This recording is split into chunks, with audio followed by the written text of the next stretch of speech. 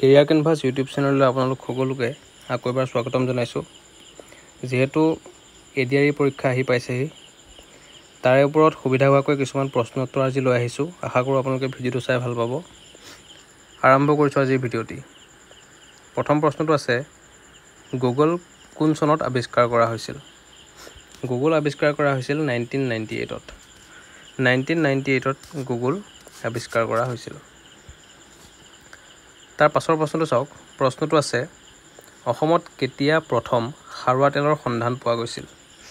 অসমত প্ৰথম কেতিয়া খাৰুৱা তেলৰ সন্ধান পোৱা গৈছিল? সেইটো হৈছিল 1867ত অসমত প্ৰথম খাৰুৱা তেলৰ সন্ধান পোৱা গৈছিল। তাৰ পাছৰ প্ৰশ্নটো চাওক। প্ৰশ্নটো আছে, বৰ্তমান অসমৰ মহকুমা কেইটা আছে? বৰ্তমান অসমৰ মহকুমা আছে 78টা। 78টা আছে বৰ্তমান অসমৰ মহকুমা। তাৰ পাছৰ প্ৰশ্নটো চাওক। প্ৰশ্নটো আছে, স্বৰ্গনাৰায়ণ উপাধি গ্ৰহণ কৰা প্ৰথম আহোম ৰজাজন কোন আছিল? স্বৰ্গনাৰায়ণ উপাধি গ্ৰহণ কৰা প্ৰথম আহোম ৰজাজন আছিল চুহুংমুং। তাৰ পাছৰ প্ৰশ্নটো চাওক। প্ৰশ্নটো আছে, ৰাষ্ট্ৰীয় বিজ্ঞান দিৱস কেতিয়া পালন কৰা হয়? ৰাষ্ট্ৰীয় বিজ্ঞান দিৱস পালন কৰা হয় 24 ফেব্ৰুৱাৰী তাৰিখে।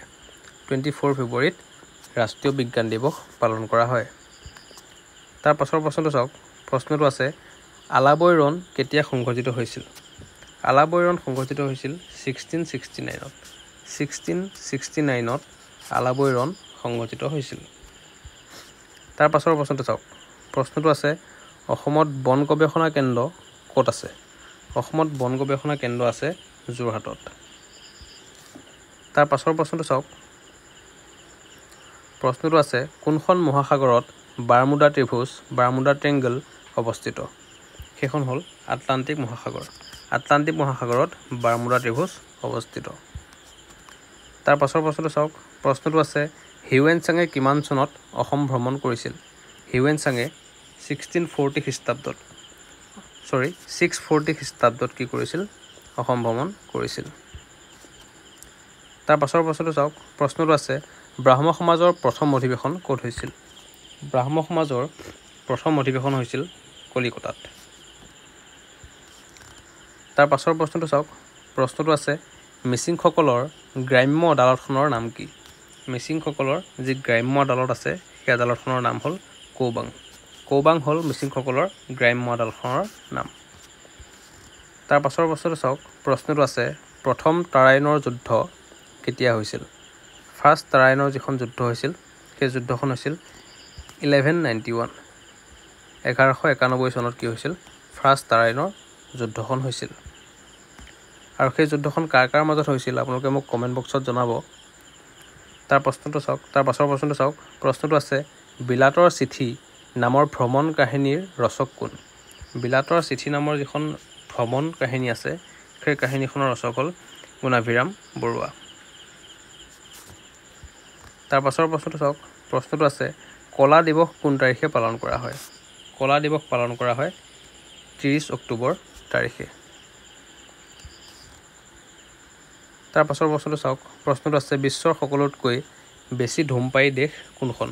বিশ্বৰ সকলোতকৈ বেছি ধূমপায়ী দেশ সেইখন হ'ল চীন। তাৰ পাছৰ প্ৰশ্নটো চাওক। প্ৰশ্নটো আছে, অসমৰ ইতিহাসক কেইটা ভাগত ভাগ কৰা হৈছে? অসমৰ ইতিহাসক কেইটা ভাগত ভাগ কৰা হৈছে? সেইটা হৈছে 4টা ভাগত। অসমৰ ইতিহাসক 4টা ভাগত ভাগ কৰা হৈছে। তাৰ পাছৰ প্ৰশ্নটো চাওক। প্ৰশ্নটো আছে, গোৱালপাৰাত হুদুম পূজা কিহৰ বাবে পালন কৰা হয়? গোৱালপাৰাত হুদুম পূজা পালন কৰা হয়, আৰু সেইটো পালন কৰা হয় কৃষি উৰ্বৰতাৰ প্ৰতীক হিচাপে। আৰু হুদুম পূজা কোন জনগোষ্ঠীৰ লোকসকলে পাতে আপোনালোকে মোক কমেণ্ট বক্সত জনাব। তাৰ পাছৰ প্ৰশ্নটো চাওক। প্ৰশ্নটো আছে, আয়াৰলেণ্ডৰ ৰাজধানী চহৰখনৰ নাম কি? আয়াৰলেণ্ডৰ যি ৰাজধানী চহৰ আছে, সেই চহৰখনৰ নাম হ'ল ডাবলিন। তাৰ পাছৰ প্ৰশ্নটো চাওক। প্ৰশ্নটো আছে, হৰ্ষচৰিত পুথিখন কোনে ৰচনা কৰিছিল? হৰ্ষচৰিত নামৰ যিখন পুথি আছে, সেই পুথিখন ৰচনা কৰিছিল বাণভট্টই। বাণভট্টই হৰ্ষচৰিতৰ ৰচনা কৰিছিল। তাৰ পাছৰ প্ৰশ্নটো চাওক। প্ৰশ্নটো আছে, সেউজ বিপ্লৱৰ ফলত কোনবিধ শস্য অধিক লাভৱান হৈছিল? গ্ৰীণ ৰিভলিউশ্যন, সেউজ বিপ্লৱ আমি সকলোৱে জানো, সেই সেউজ বিপ্লৱৰ ফলত যি এবিধ শস্য আছিল সেই শস্যবিধ অধিক লাভৱান হৈছিল আৰু সেই শস্যবিধ হ'ল ঘেঁহু। সেউজ বিপ্লৱৰ ফলত অধিক লাভৱান হোৱা যি শস্য আছিল সেই শস্যডাল হ'ল ঘেঁহু। তাৰ পাছৰ প্ৰশ্নটো চাওক। প্ৰশ্নটো আছে য়ং ইণ্ডিয়া গ্ৰন্থখনৰ লেখক কোন? য়ং ইণ্ডিয়া নামৰ যিখন গ্ৰন্থ আছিল সেই গ্ৰন্থখনৰ লেখক হ'ল মহাত্মা গান্ধী। তাৰ পাছৰ প্ৰশ্নটো চাওক। প্ৰশ্নটো আছে বৈষ্ণৱ ধৰ্মৰ মূল দেৱতা কোন? বৈষ্ণৱ ধৰ্মৰ মূল দেৱতা হ'ল ভগৱান বিষ্ণু। তাৰ পাছৰ প্ৰশ্নটো চাওক। প্ৰশ্নটো আছে কাছাৰৰ প্ৰাচীন নাম কি আছিল? কাছাৰৰ প্ৰাচীন নাম আছিল হিড়িম্বা। তাৰ পাছৰ প্ৰশ্নটো চাওক। প্ৰশ্নটো আছে কাৰ দিনত হাজোত হয়গ্ৰীৱ মাধৱ মন্দিৰ নিৰ্মাণ কৰা হৈছিল? কাৰ দিনত হাজোত হয়গ্ৰীৱ মাধৱ মন্দিৰ নিৰ্মাণ কৰা হৈছিল? ৰজা ৰঘুদেৱ নাৰায়ণৰ দিনত। তাৰ পাছৰ প্ৰশ্নটো চাওক। প্ৰশ্নটো আছে দিল্লীক ভাৰতৰ ৰাজধানী স্বীকৃতি কোন চনত প্ৰদান কৰে? দিল্লী আমাৰ ৰাজধানী আমি সকলোৱে জানো, আৰু এই দিল্লীক ৰাজধানীৰ স্বীকৃতি কেতিয়া প্ৰদান কৰা হৈছিল? 1931ত। 1931 চনত 1931ত কি কৰা হৈছিল? দিল্লীক ৰাজধানী হিচাপে স্বীকৃতি দিয়া হৈছিল। ইমানলৈ চোৱাৰ বাবে ভিডিঅ'টো বহুত বহুত ধন্যবাদ। লগ পাম আকৌ নেক্সট ভিডিঅ'ত। শ্বেয়াৰ কৰিবলৈ নাপাহৰিব লগৰ বন্ধু বান্ধৱীসকলৰ মাজত। লাইক কৰি দিব, কমেণ্ট বক্সত জনাব।